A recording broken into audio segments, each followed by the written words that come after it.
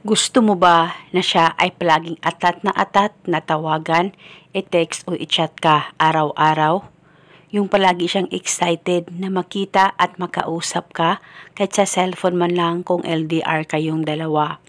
Kaya kung gusto mo na maging ganon ang partner mo, ay gawin itong ritual na ibabahagi ko sa inyo ngayon. Dapat hindi ka nagdududa o nagdadalawang isip sa mga ganitong pamamaraan. Pwede mo ito gawin sa kahit na anong araw o oras na gusto mo. Ang gagawin mo lamang ay kumuha ka ng papel, maliit lamang na papel ay pwedeng gamitin at panulat kahit anong kulay.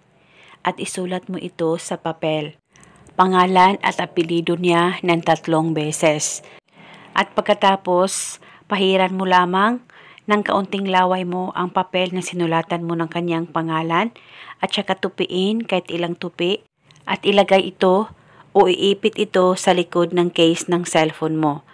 At kung wala namang case ang cellphone mo, ay pwede itong ilagay sa wallet o di kaya sa bag mo. Basta dalhin ito kahit saan ka man magpunta. At paniguradong maging atat na tawagan, i-text o i-chat ka ng taong mahal mo. At palagi siyang sabik na makita at makausap ka kahit sa cellphone man lang kung LDR kayong dalawa ng mahal mo.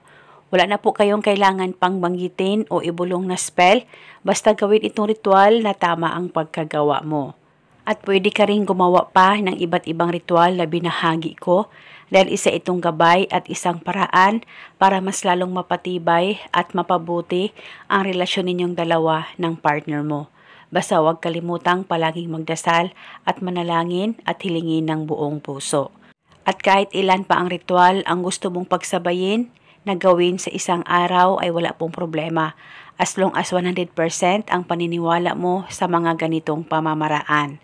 At eto muna sa ngayon, maraming salamat po sa panonood.